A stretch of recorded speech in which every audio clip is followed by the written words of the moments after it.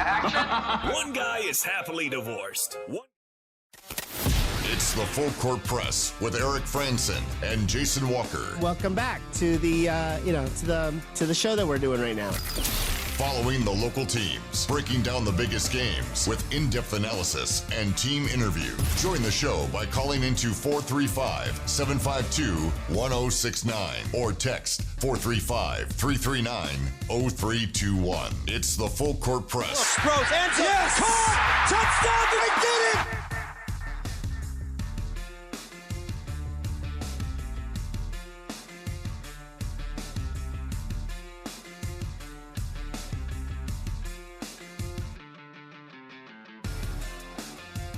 Good afternoon, everybody. Welcome on in. It's another edition of the Full Court Press. Eric Frandsen with you. Jason Walker has slipped out. Got other priorities going on this hour as Utah State is taking on South Florida. We'll continue to keep an eye on that during our program.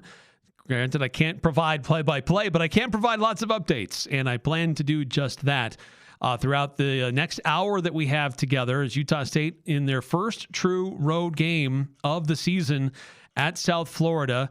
That game is tipping off here shortly. Also underway while we speak, Utah State women's volleyball at competing in the NCAA women's volleyball tournament against 7th-seeded Tennessee, and Utah State wins the first set, 25-19.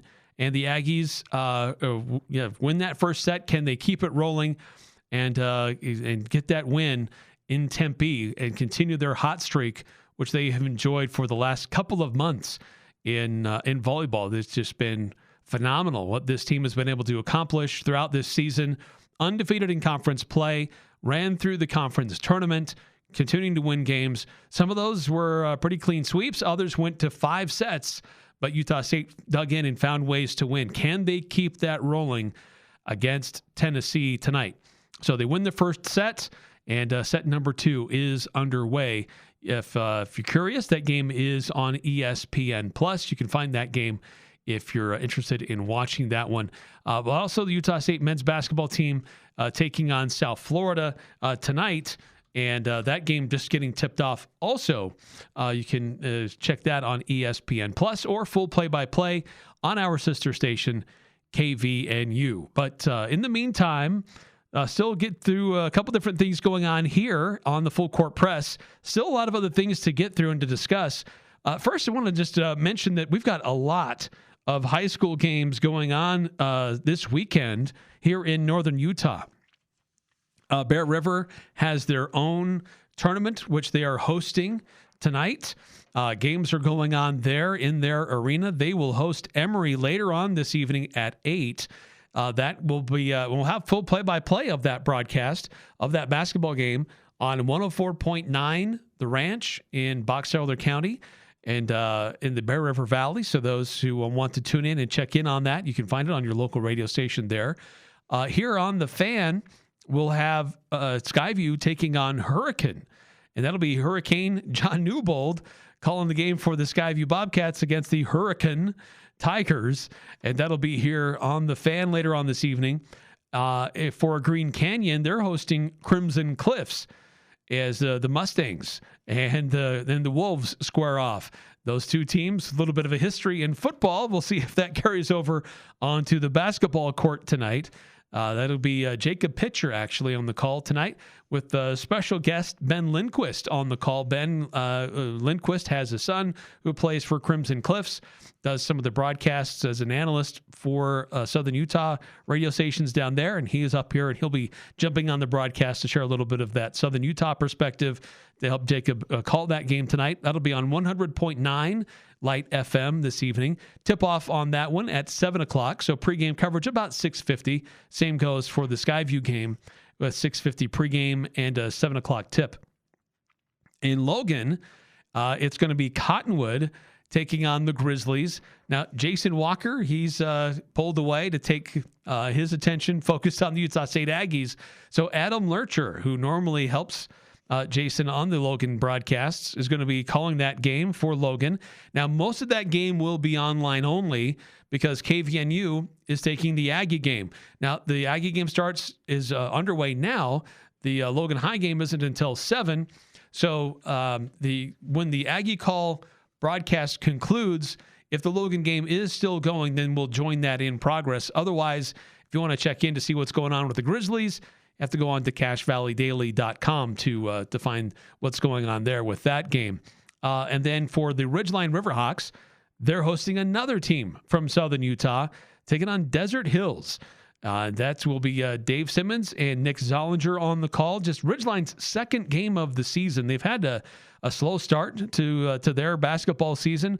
Other teams already have 3 or 4 games on their record so far, but this will only be the second for Ridgeline as they're taking on Desert Hills. That'll be on 104.5 The Ranch in Cache County for those who want to tune in and check on that broadcast. And then one other game going on in this Rod Tueller Classic, Mountain Crest Mustangs hosting Carbon, the Dinos coming to visit the Mustangs. And that will be Cody Olson and John Olson on the call on 107.7 and KLZX. Video streaming of all of these games taking place. You can find the links on cachevalleydaily.com. Find the details on how to listen and which radio stations will be covering these games. And a very busy night tonight throughout high school basketball.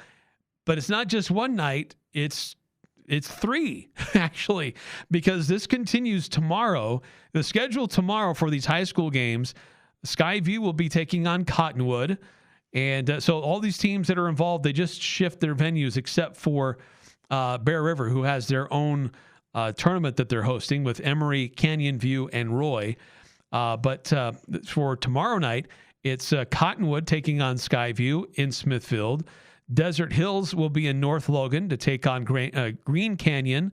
Carbon will be in Logan to take on the Grizzlies. Crimson Cliffs will be at Ridgeline, and Hurricane will be at Mountain Crest. Now, Mountain Crest has a doubleheader going on. The girls' team is hosting Rich a little bit earlier in the evening, and so that start time for the boys' game could be a little bit late, so just be advised at that one. We're still planning on a 7 o'clock tip, but it could be pushed closer to more like 7:15. So those are the games going on. But then all normal tip times at about 7 o'clock across the board for those games. And then Bear River hosting Canyon View at 8 o'clock. And then on Saturday, it's another busy day of high school hoops here in Northern Utah. Bear River in their own hosted tournament will face Roy at 1:30. But then all the other games that we're going to be talking about will shift from their home sites, their home venues, and they'll head up to the Utah State Spectrum to host games there, and it'll be one game after another as the day begins with the Logan Grizzlies hosting Desert Hills, and that will start at noon. Jason Walker and Adam Lurcher will be on the call there. At 1:30, it's going to be Skyview taking on Crimson Cliffs. At 3 o'clock, Mountain Crest versus Cottonwood. And at 4:30, Green Canyon versus Carbon. And then finally finishing things up with Ridgeline hosting Hurricane at 6. So those are the tentative schedules for those start times. They could be a little bit delayed, and with one game bleeding into another. But because they have to have some time between games to allow one team to get off the court and allow another one to get in there to start their warm-ups. So there could be a little bit of a delay in when these games get started and actually take place. But that's the tentative schedule when they're supposed to be taking place. So that's kind of wrapping it up. 18 games happening throughout Northern Utah over these next 3 days. And it's going to be a busy day or a busy couple of days. And we hope to, we're fingers crossed that everything goes well and that we can pull all of this off with all of these games taking place on our family of radio stations and on cachevalleydaily.com, being able to video stream these games, make sure they're all available so you can watch them. If you can't be there in person, you can still find other ways to check in on these games. So busy couple of days for high school hoops. And like I said, some of these games, some of these teams have only been in action just a little bit. So standings wise, it's kind of hard to know like how good these teams are, really what they've done so far. But so far, Skyview undefeated in their 2 games. Mountain Crest 2-1, Bear River 1-1. Green Canyon, they participated in a tournament down in southern Utah, so they already have 4 games on their schedule. They're 2-2, and then Ridgeline only the 1 game that they played, and so they're 0-1, a close one against Westfield, and then Logan 0-3 to start their season so far. Somebody snuck here into the studio. JD. Hey, how are you? I'm doing pretty good. I figured I'd come back here. It's peaceful with you back here. As the start to the Aggies basketball game is a little bit kind of going, but I figure we've got Jason in there in the studio hanging out with Stockton watching the game. I come over here and I know you're talking about some high school hoops, and we actually had somebody come in who needed a hot spot, so I thought I'd come back and offer my voice services if you needed any help back here for a couple minutes. Hey, you might like to hear this. Utah State volleyball in action tonight. Yeah. Against Tennessee. They were doing pretty good when we got off the air. They won their first set. Oh, wow. In set number 2, 14-3. That's a great start. That's a great start for Utah State. They just keep rolling. The third longing winning streak, just going back to the late 70s, those iconic volleyball teams, and saw some of those stats this morning. But wow, what a run they're going on right now. Great start for Utah State, unfazed by who they faced. Now, they had a rough start to the season. They tested themselves. They played some tough opponents, and they struggled through some of that, but they got some things dialed in. They got some things figured out, and this team has really got some things figured out. And they, even though some of the matches have been close, they still find ways to win, and that's what's been super impressive about Rob Nielsen and this group. Well, that's because Aggie Volleyball is brought to you by the American Heart Association. They just want to make sure that your heart health is all there. Keep it close. That was it the reverse sweep last Friday at Boise and stuff. Yeah, in the conference tournament title game. But Coach Rob and those guys really doing amazing things out there, and just awesome to see the response so far from the volleyball team, and just great so far showing. And I don't think Tennessee was expecting to see this from this Utah State team. Maybe not. I mean, you look across the table on who your opponent's going to be, and you see a team that's won a bunch of games in a row. You got to have a little bit of respect for that. But so far, Utah State taking care of business. Do you feel like Coach Rob's a little bit of a mad scientist, like working in the laboratory? He's like, this is how I want the season to go, because I feel like we're gonna iron sharpens iron. So you play some really difficult opponents, and you get kind of knocked around in the early season. But then this Aggies team, they decided, all right, we've been bullied a little bit in the beginning of the season by opponents who are really good opponents. Yes. Then they went into Mountain West Conference, played, and said it's time for us to be the bullies, and they just didn't stop all year. Yeah, and you're right. Iron sharpens iron, and he follows that philosophy. He tests his team early. This is not something new that he just implemented this year. He regularly does that. There's been some seasons where he's had great success and been there in the title hunt, graduate a lot of players and have a young squad. And people are like, oh, well, look how good they were last year. They're going to be good this year. And he's like, oh, I got a bunch of young players. But he doesn't use that as an excuse. He still puts them in stressful situations so they can learn and improve early on. While that may hurt their rankings or their RPI or net or whatever it is exactly that they use for volleyball, he uses that as big learning opportunities for his team to test them so that they can learn and be better. And how it's worked off this year has been impressive. It really has. I mean, you can talk, it's funny. We talk about preseason polls, whether it's football or hoops or anything, and you can look at all those, but here's where it really matters. The Aggie volleyball team is dancing right now, and they're kind of doing a two-step over Tennessee. So Coach Rob, whether you're looking at the polls and everything, this is the results for the season, and Coach Rob looks like he's pulling off a masterclass. Yeah, let's hope that they can continue this run that they're on. They're currently up 16-8. So Tennessee's starting to get a few things figured out. They've outscored Utah State since we've been talking 5-2, but still early in the second set.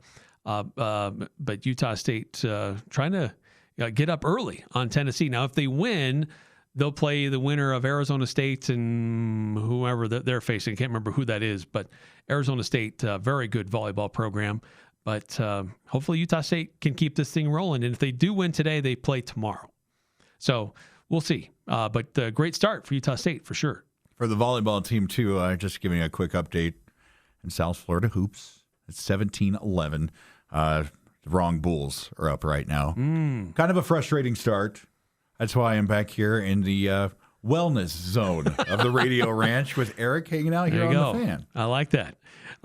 So both games going on at once. We're keeping an eye on both. And currently, just looking at Utah State, the Mason Foslev leading the Aggies with 7 points and trying to provide some offense for Utah State. A couple of the guys have chipped in.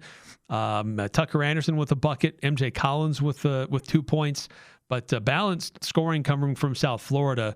Joseph Pinion with 8 from them, but all other starters have points on the board for South Florida. This is a team that likes to run with pace up and down the court, and with 12 minutes on the clock, they've already got 19 points on the scoreboard. So Utah State in the hole, in a deficit to get things started in this first half. A little nervous about the shooting percentages starting off so far. We're, at the first media timeout, the Aggies 4 for 16 from the floor, 1 for 7 from three-point land. Been a rough start for MJ Collins. 0 for 3 from the floor, 0 for 2 from 3. Tucker Anderson, he has that 1 from the field, but 0 for 2 from distance. So Kobe King also 0 for 2 from distance. So if the three-point ball wakes up, it'll be a much different story, but has to break through here soon. Yeah, it's not necessarily how you start, but how you finish. So we'll see if Utah State can get a few things figured out as they are at a timeout right now. And it's probably pretty good timing. I think we're probably due for one as well. And so we'll continue to keep an eye on what's going on with Utah State volleyball as well as Utah State men's basketball. Both are in action at the same time. Utah State women's volleyball in Tempe, Arizona, taking on Tennessee in the NCAA tournament. Utah State men's basketball in what is it? South Florida, Tampa area. Yeah, Tampa area. Yeah, they're just that campus is like right next door to Busch Gardens. So if there's ever a place to think about maybe going to school, South Florida might be the place because play hooky and go ride some roller coasters. It is so weird. I just had that same conversation about 5 minutes ago in the conference room. That was brought up. It's right next to Busch Gardens. I mean, that's where everybody knows where South Florida is at. Yeah, that's right. So anyway, we're keeping an eye on both. Currently, Utah State in volleyball leading 16-10. Tennessee definitely closing the gap here, but Utah State with a healthy lead haven't scored. Well, as I say that, they scored another point. But still Utah State with a 7-point lead right now in set number 2 in the NCAA tournament. Quick timeout. When we come back, there's been a lot of debate and discussion going on in college football about the calendar.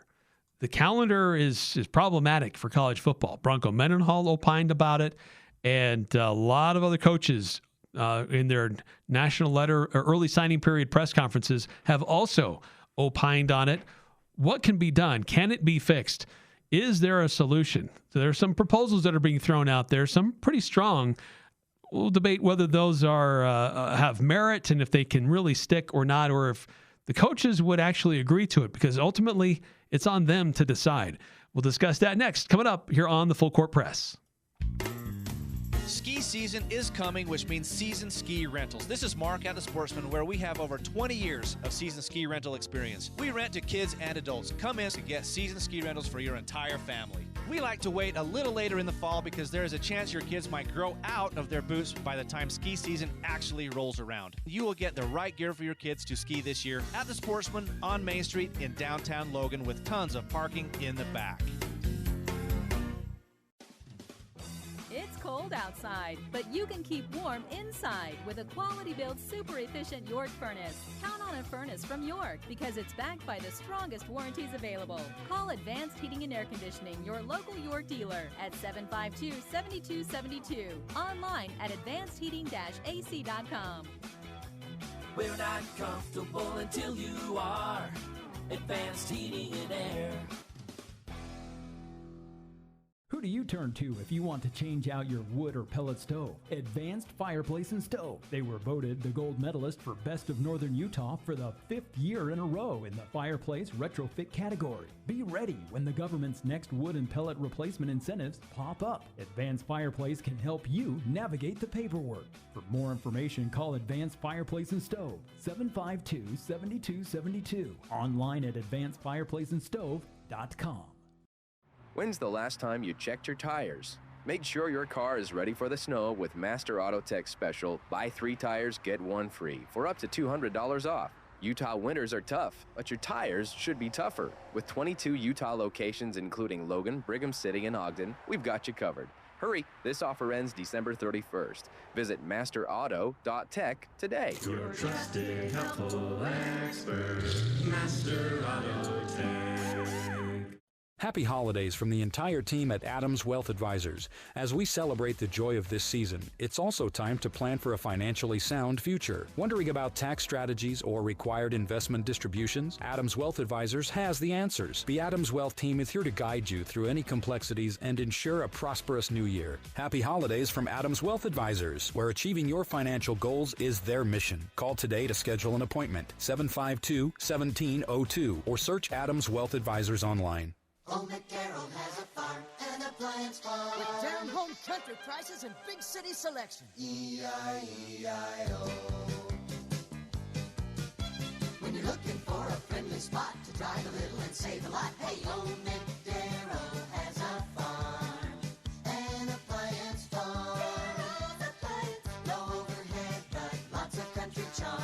See Darrell's Appliance in beautiful downtown Benson. Northern Utah and Southern Idaho's home for sports. It's the Full Court Press on Sports Talk Radio, 106.9 FM, 1390 AM. The Fan.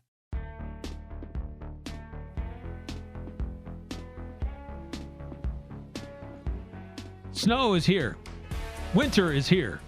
It's time to get out and ride. Make sure your toy is handled properly. Get blowout pricing on all 2025 Ski-Doo and Polaris snowmobiles at Young Power Sports Logan. Up to $6,000 off. Plus, they've got free pickup and drop-off for service and free preseason checks on all snowmobiles. Just off South Main in Logan. Young Power Sports Logan, where your winter adventure begins. Quick update on what's going on. We're keeping an eye on 2 different games going on at the same time. Utah State women's volleyball in the NCAA tournament taking on Tennessee. Utah State up in the second set, 21-14. They won the first set, 25-19. Utah State trying to jump out to a good lead here in this NCAA tournament taking place down in Tempe, Arizona. So good games going on so far for the women. Not such a good game going on so far for the men. Utah State struggling in their first half. South Florida on a 9-0 run over the last 2.5 minutes, and they lead 26-11. About 9.5 minutes to go in the first half. Utah State struggling to get their offense going as this South Florida team is looking at it and watching it during the break. I don't know that they're necessarily doing a lot that's crazy defensively. Utah State's just really not flowing like we're used to seeing them. They're just, South Florida is hitting 52% from the field, 55 from 3, 75 from 3-throw line. You got the Aggies on the other side, 20% from the floor, 11% from 3. Hey, we've hit our 2 free throws, but this is just, really the Aggies 0 for 7, 0 for their last 7. They haven't scored in almost 3 minutes now. It's I don't want to say it's too late because this team can score, quickly. But, man, I would... Big mountain to climb, down 15. I would love... Actually, yeah, and now even more. It's 17 now. I would imagine I would like to mic up the Coach Calhoun halftime, but I imagine we'll have to play that on HBO after midnight. Yeah, we might need the quick trigger on the bleep button. The beep, beep, beep. Yeah, it just might be a solid beep. But, one of the things that Jason and I talked about leading into this is South Florida, one of the top teams in the country in creating turnovers in steals. And so far, they just got one. So I was going to say Utah State's done a pretty good job. but limiting it. Only one steal so far for South Florida in this game, but it's not so much that. It's just, as you mentioned, Utah State just cannot find the net. 4 of 20 from the field, 1 of 9 from 3. Just Utah State just really struggling to score in this one. Just not very good looks. South Florida not able to really turn over Utah State and get fast break points. It's just Utah State struggling to stop them, but also struggling to get their offense going themselves. Just any execution. I mean, we're now 12 minutes in. The Aggies averaging less than a point a minute. That's not winning basketball anywhere. So, and now down 17. The Bulls on an 11-0 run over the last 4 minutes. Drake's got 2 turnovers there, leading the team with turnovers and no assists. So that's I think seeing Montana State, and I'll ask you on this, when we saw Montana State, it seemed like the Aggies offense got stagnant a little bit in some areas. Mm-hmm. And I'm used to seeing the guards run, and they just keep running, and they kind of hand it off to each other to create opportunities. We're just seeing that the offense get bogged down. Carson, 2 of the early possessions down low. And the Bulls have big athletic guys, and Carson doesn't have the size to do that. And so it's just a really weird start. The only one really out there willing the game is Mason. He's got 7 points, and he's out there, pushing it with 1 steal and stuff. But really, the Aggies have got to wake up here soon. Down now 19 points. Yeah, they're at the free throw line, and Mason's points came early. Then they've cooled off, and some of the shots that he's taken, they're just off. And that's widely what's been happening so far for Utah State. A lot of these shots are just off. They're just not very efficient at getting good looks. And even in the good looks that they do have, they're just not going in. So rough start so far for the Aggies, digging themselves into a very deep hole, which will be hard to dig out of, especially with the team that plays with pace. And if you want to try to run with these guys, it's going to be hard to keep up.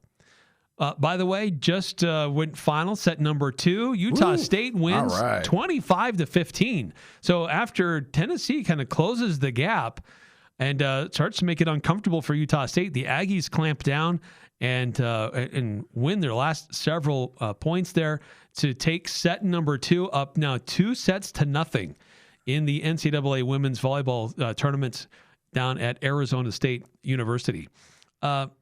Moving aside from this topic, there's been a lot of frustration and confusion and a lot of weirdness in college football recently.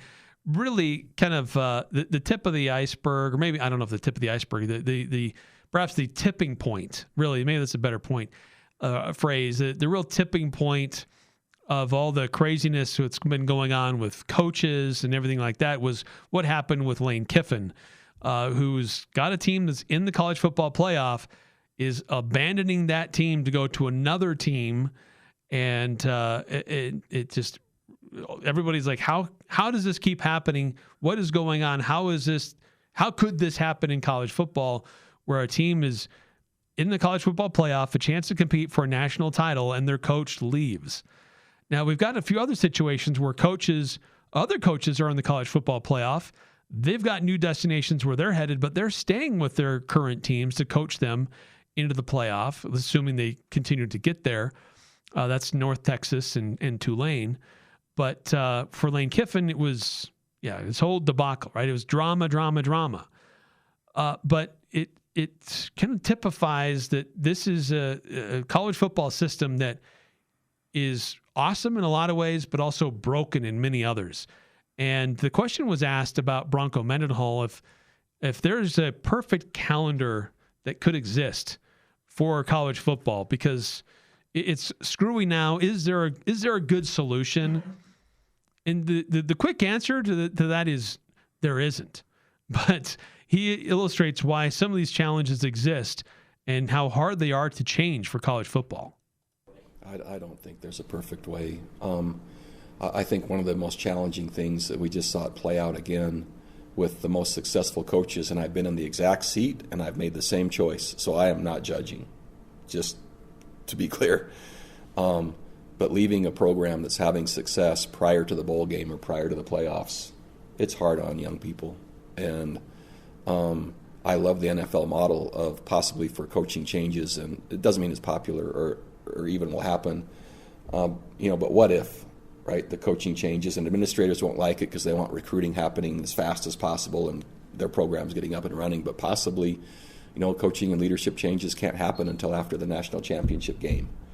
And that way there's stability through, and possibly that means moving up the national championship game, which means we start earlier in July. I would rather do that and be done in one semester than have 2 semesters. So possibly when you can add a new head coach. Again, I already know the arguments, and I've already heard the commentaries, so I presented this before. And then the one portal window, possibly shortly thereafter. And then they know who they're going to go to. It hasn't disrupted the players' lives as much that are on that team. There's a loyalty component where that coach can be with their team through their bowl game, right? And those are the ones that are most sought after. And again, I'm not judging.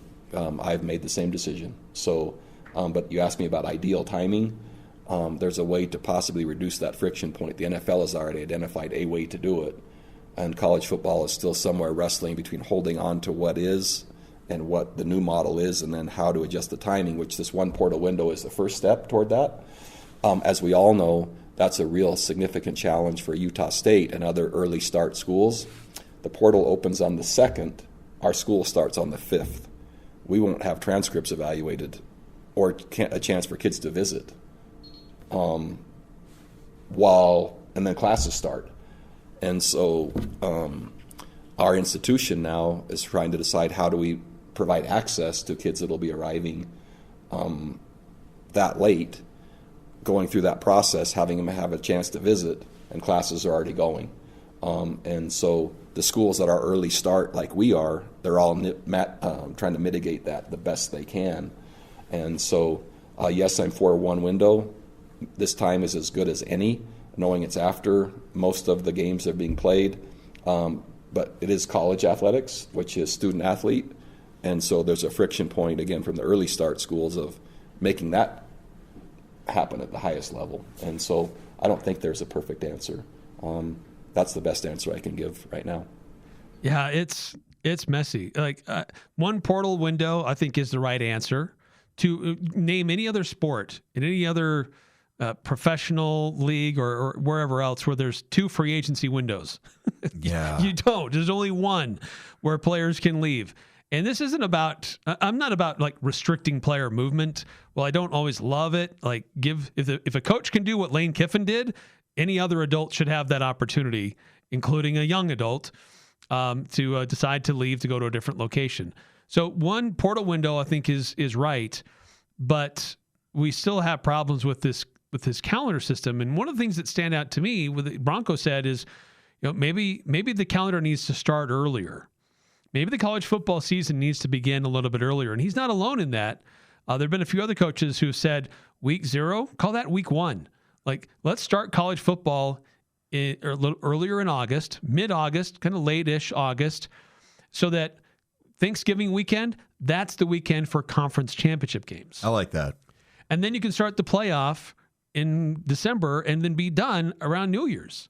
Not pushing games into mid-January and then throwing off another semester with what's going on with college football. I think, the NFL's really got a great schedule put, but the NFL from the beginning was a business to make money. These football teams weren't. They're academic spinoffs of the or their athletic spinoffs of a college that's there for higher learning. Right. But now, and for the longest time, these schools have got to make a lot of money off the backs of student athletes and not having to do revenue sharing or NIL or anything like that. And if it was, you saw it. So I think college football faces trying to go from not a business to being a business, and trying to put that cat in the bag is going to be really hard, but they're going to have to come. You've got the Lane Kiffin situation. What upset me more was the Marion situation at Sacramento State today. Signing day was yesterday. All these kids decided they're going to put their athletic and academic future into Coach Marion at Sacramento State. And that's, there's probably really good people in Sacramento, but the Central Valley of California is not where you want to spend your, if you have a choice between Logan, Utah, or even Boise, you'd go there. Maybe even down to Fresno a little bit, so you could say you're not in Sacramento. But he just announced he's leaving to go be Deion's offensive coordinator for the University of Colorado. And, you think about all those kids that followed him there from UNLV, from the other prospects that go, and now they're just left. Their coach just went to take a OC position. They're not going to get offers. Some of them might get offers from Colorado. We're seeing some of Jim Mora's kids from UConn. And a lot of people surprised UConn actually had a football team. I mean, I think it's men's basketball, women's basketball, the rec league basketball teams there at UConn, then football. But he did have some success. They've had a resurgence, lately. But some of those kids are able to go to Colorado State. I think that's more of a realistic movement for them. But kids from Sacramento State going to the University of Colorado to play with Deion and those guys, there's a lot of money there. And it's a big step up, huge step up conference-wise. Something's got to be done because, these are professional athletes now. They're making NIL and they're making money. But there's got to be a way to make, in the NFL, when a free agent goes to another team and they're restricted, that team gets compensation, just like we see the buyouts and the contract stuff. So what if we made it like almost the transfer portal was quote unquote restricted free agency, where there had to be a kick depending on your level? We saw Marion's contract. He owes like $1.5 million if he takes a job based on the level. Maybe that's something in the future to look at. But of course, we're in a day and age, Eric, where somebody makes a decision and then 5 or 6 athletes sue and then nothing gets done. Yeah, well, you're right. And I think I want to circle back on the point where college football is at a point, college athletics is at a point where there's a certain aspect of the country that's kind of trying to hold on to this aspect of amateur sports. They're still student athletes. These are connected to academic institutions, but we can't keep thinking that way. This is professional sports. Yeah. The type of money that's involved, the player movement that's involved, the coaching contracts that are involved, the TV contracts that are involved. This is professional sports, and they're student athletes. Well, they're professional athletes parading around as student athletes. And so why not lean in more on a professional model? So we're hearing a lot more coaches saying, why don't we just follow what the NFL is doing? Coaches can't move until after the end of the season. I like that. And let's say that, and if you're going to try to poach somebody away, then maybe there's some penalties. If a coach is going to leave, well, then there needs to be some penalty associated with that, with his players. Joey McGuire, head coach at Texas Tech, thinks that there needs to be more teeth put into this to help kind of solve some of these problems that are going on in college football. Hey, if you're going to leave your team that's in the playoffs, maybe your team that you're going to is not eligible for the playoffs the next year. Maybe that changes some of the things. Or, hey, you're going to leave your team for the playoffs. Nobody from your past team or your team that you're coaching at can go to the team that you're going to. That they're not eligible. They can get in the transfer portal, but they've got to go somewhere else. They can't follow you. Until there's some penalties in that, we're going to get the same thing over and over. He's right. Unless there's teeth in it, unless there's enforcement, there's nothing to stop what's going on in college football. And so one of the other aspects that is being floated around there is, again, following the NFL model, instead of doing spring football and spring scrimmages where sometimes these teams are broadcasting these games and having all their players available for the world to see to get poached, just run OTAs like football. They run spring events, like you run certain training exercises and things like that. You go through certain aspects of development, but it's not as full blown like you normally see in the spring. And then really your season of training and everything else, really the weightlifting and nutrition and all that, starts August 1st. And then, you start to get things really ramped up more for fall camp. But I don't know. It is messed up that college football is unique in how it spans into these different semesters. But, college basketball starts in the fall and is going into the spring, so it's got some unique things too. But we don't see it to the same degree like we do in college football. I don't feel like college football ever really stops now. No, it's not much of a stop down. And so, because we've got transfer, we've got the coaches changing now. We're waiting for bowl news here in December, and then we'll still have more coaches change over. We have the playoffs and the national championship game. You've already got, the transfer portal doesn't officially open, I think, until January 2nd. Mm-hmm. But I've seen players all across the country announce it. Even some of our Aggies announced E.J. Fisk, C.J. Naismith, a couple other guys. Carter Brown was the last one I saw before kicker announced that they're going to hit the transfer portal. And, I mean, they've got enough time to do it, but there's got to be some structure. But my question to you, Eric, are we too far from that? Can we put the cat back in not just one, because it's like 12 cats we've got to put back, because you've got the transfer window, coaches, and set structure. Is that too far gone to go down the road? I don't think that I'm not one that would feel like I just got to throw my hands up and say it's too late. I think it's still worth discussing, and I think there's enough coaches that are ultimately coaches are the ones who decide all of this calendar. And so I think there are a growing number of voices that are concerned about what's been going on, and that it needs more guardrails and it needs a little bit more adjustment going on. A few more comments on this from some pretty loud voices or notable voices. Already Joey McGuire at Texas Tech. His team's playing very well right now. He's got concerns. John Summerall, he's leaving Tulane. He's headed to Florida. This was his quote earlier. It says, I shared this with my team yesterday when I gave them the news I was coming here. The NFL, their rules kind of make sense. They do this thing called football season, okay? And then after football season, a coach can leave and take a job. They have free agency in the draft. That's player movement. Then they have OTAs and minicamp and training camp. And then, what do they do then? They play football season. Then there's coach movement again and player movement again, and they have contracts that are kind of binding.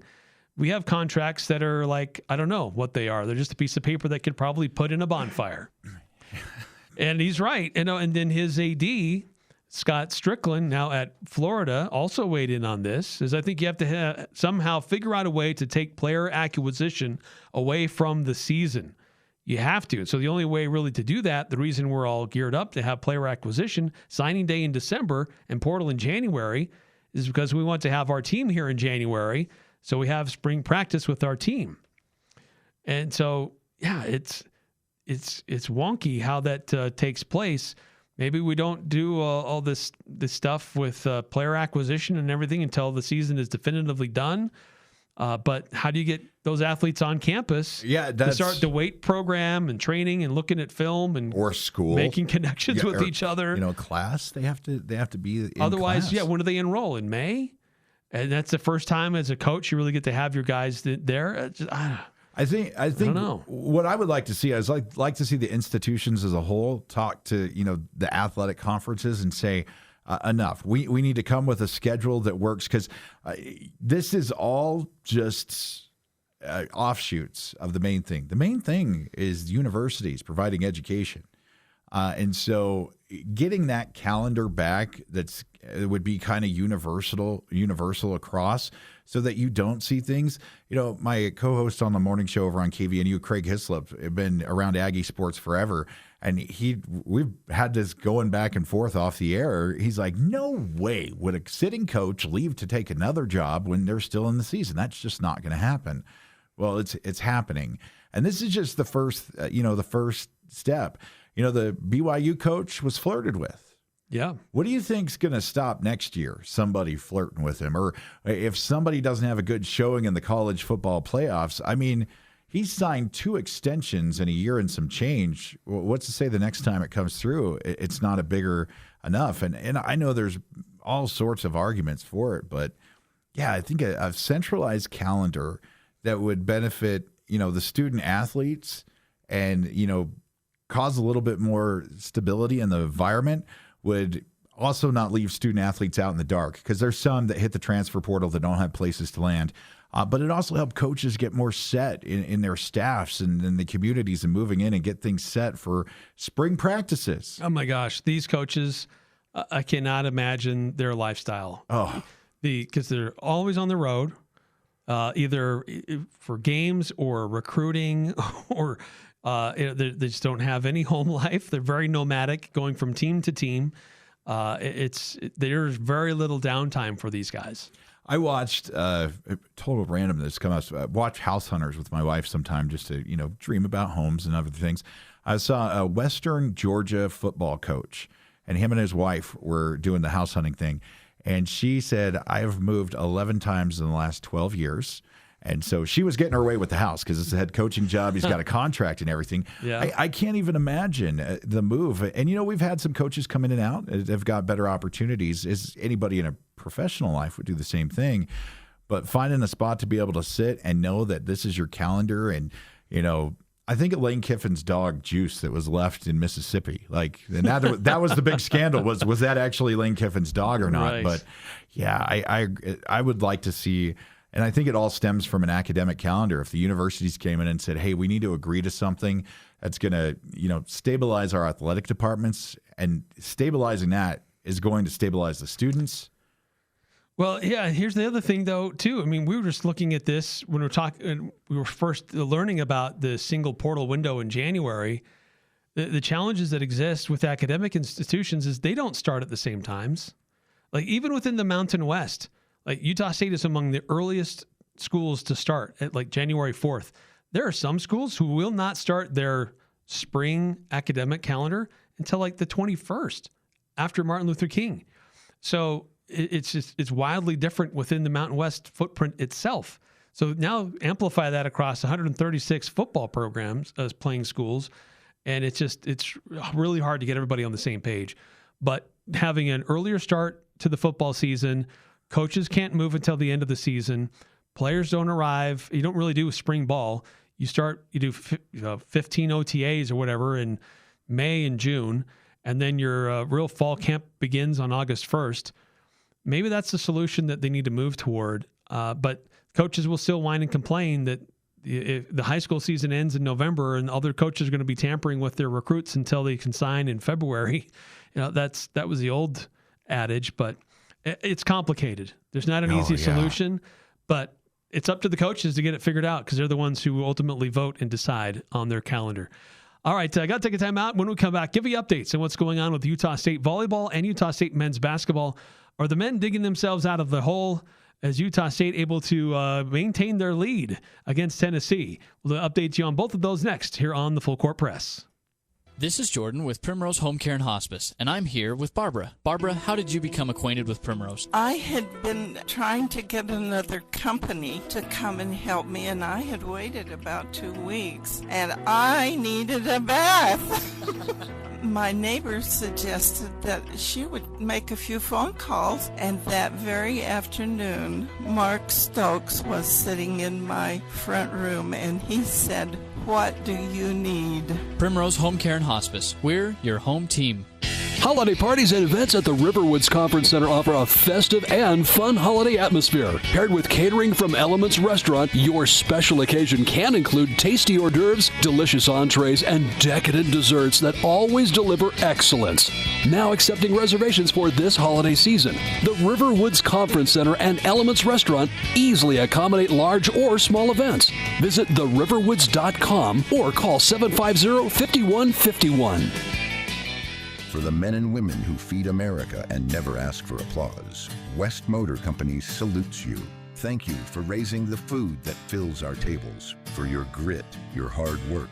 West Motor Company is proud to sell Ram and Ford trucks to help you do your job. So right now, farmers and ranchers can take an additional $500 off our lowest price. That's an extra $500 off every rebate, discount, and offer we can find. West Motor Company, 80 years strong and still driven to serve you. Winter's rolling in, cold, snow, wind, but Mother Nature can't cancel us. At Top Shed, we build custom sheds year-round, right on site in northern Utah, southern Idaho, and Wyoming. Blizzards, freezing temperatures, doesn't matter. We don't shut down. We show up, we build. So if you need storage, workplace, or a backyard upgrade, don't wait for spring. Top Shed builds in any weather. Top Shed, making sheds great again. Call 435-760-7766 or visit TopShedUSA.com. Thank you for letting Cache Valley Ear, Nose, and Throat, the Allergy Clinic, and the Hearing Aid Center care for your family this year. Be sure to call us for an appointment before the end of the year to make the most of your cafeteria or flex funds. Located in Providence and North Logan, Cache Valley ENT also has offices in Box Elder, Rich, Bear Lake, and Franklin counties. The entire team at Cache Valley Ear, Nose, and Throat wish you and your family a healthy holiday season. Go to CacheValleyENT.com for details. Most insurance plans, including Select Health, are accepted. When the snow starts flying, be sure your tires are ready. At Express Tire, they work with all vehicles and all tire sizes with safety and comfort a priority. As a Point S Tire team member, you're backed by a nationwide warranty that includes roadside protection. No appointment needed. Just stop in and they'll get your tires winter ready. 3200 North Main. Express Tire,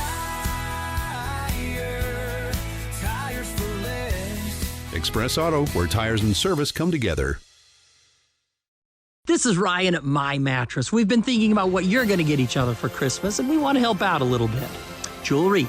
The bling is cool, but didn't you do that recently? USU season tickets. No. Well, maybe. And if you do, call me. We'll go together. A hot tub. Yeah, they're cozy for 30 minutes, but let me suggest something that'll keep you cozy and supported and help your day go better. A mattress at My Mattress. The best time of the year to buy is right now. Come in today and sleep better tonight. The best Christmas gift possible. Over the past few years, strong and crazy weather patterns have battered various parts of the country. Northern Utah and southern Idaho are not immune from its share of wild weather. Be prepared for power outages with a Generac backup generator from Golden Spike Electric. They are your local source for Generac sales and service. Generac keeps you in control when bad weather strikes. Golden Spike Electric, powering your peace of mind. Online at gsegenerators.com or call 257-3016. They also service other models. The Full Court Press. Connect with us on Facebook, Twitter, and online at 1069thefan.com.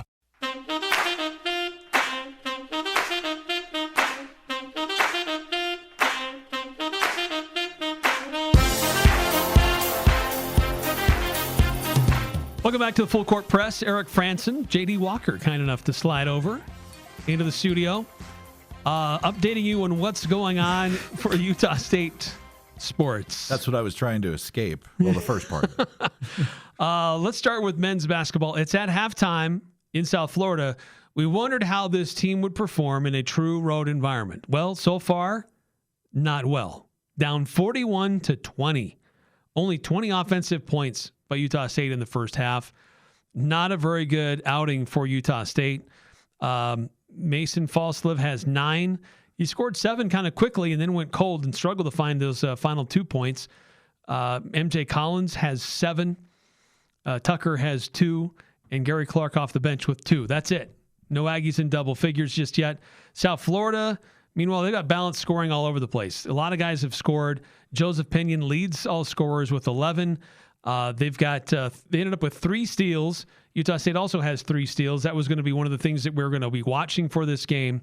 Is both these teams do well in steals, creating catastrophic turnovers, points off of turnovers. But Utah State not shooting well, 8 of 33, 24% from the field overall, only 14% from 3. Stark contrast for South Florida. They're 50% from field. JD, they're hitting about everything that they want, 38% from 3. They're getting to the free throw line as well, 10 free throw attempts for South Florida to only 2 for USU. 25 rebounds compared to Utah State's 17. So the Aggies are just getting out hustled. Aggies have had some looks when we've been watching. They're just missing shots. I don't know that I can say that South Florida is doing this amazing defensive job. They're doing okay, but Utah State is just not there offensively tonight. Looking at it, and one of the things I've noticed is numbers I like assists, because points off an assist, it seemed like the Aggies are really good. I feel like that's Drake Allen's wheelhouse. The starting 5 for the Aggies, only 1 assist, and that's Tucker Anderson. Drake's got a couple turnovers. MJ's got a turnover. I mean, it's just not. MJ's been hot lately, 2 of 7 from the field, just not feeling it. And Kobe has the first half that he's going to forget, 0 for 6 from the floor, and also including the 3-point there. 21-point deficit to make up in the second half. Can the Aggies do it? Absolutely. Coach Calhoun, I see some defensive genius. They come out and do something special, but now would be the time to show it, or this is going to be I think the punch to the chin that maybe Coach Calhoun saw coming with some of the execution in practice and outside of practice. Yeah, well, it's frustrating because this was one of the few times where Utah State might be able to get a quad one win. South Florida is not technically in quad one territory yet. They're at 78. But if it's a top 75 team in the net, it's a quad one game. So they're on the precipice of that. But, boy, yeah, you're right. They got a tall mountain to climb in the second half. And I think you're right, too, that it needs to start with defense. Have to limit South Florida on the court, take away their opportunities, create fast break opportunities for Utah State, get out and run, be more connected. That you're right, not very many assists, of course, not very many scores. I mean, you pass the ball around, if you don't make a bucket, it doesn't matter. But Utah State has to start getting back into this game with their defense. And then another update on what's going on in the NCAA women's volleyball tournament. Tennessee trying to avoid getting swept, leading Utah State in the third set. But Utah State crawling back into this. They had a pretty healthy lead, but the Aggies are closing the gap. Currently, Tennessee leads 21-18 in the third set.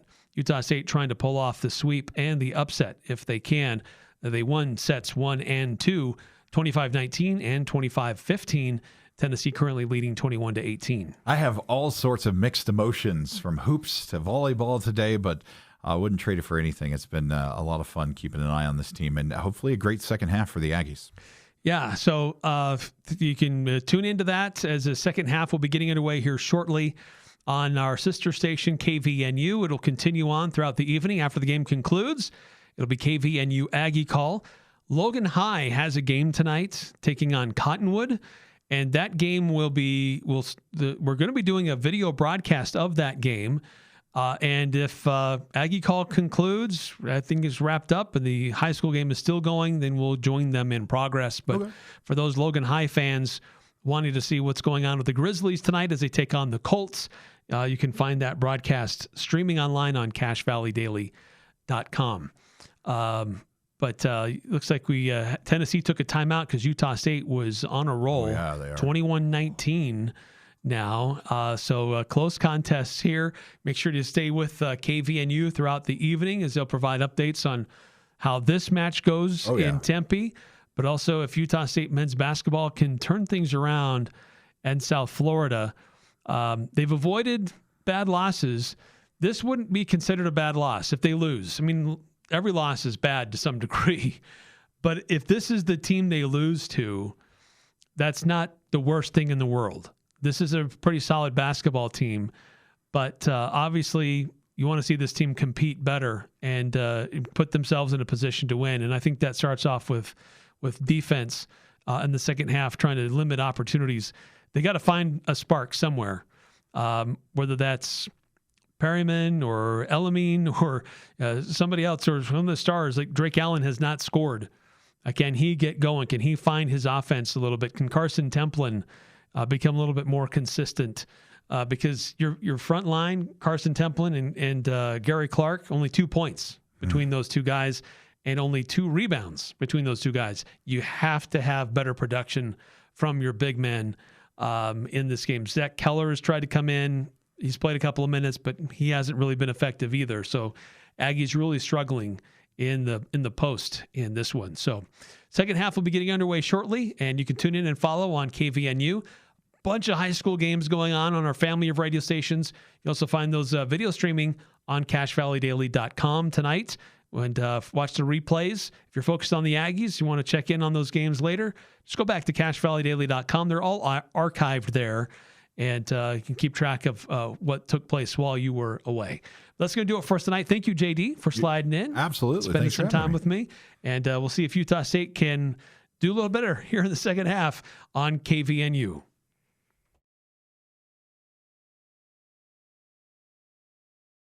Logan, 106.9 FM, 1390 AM. The Fan.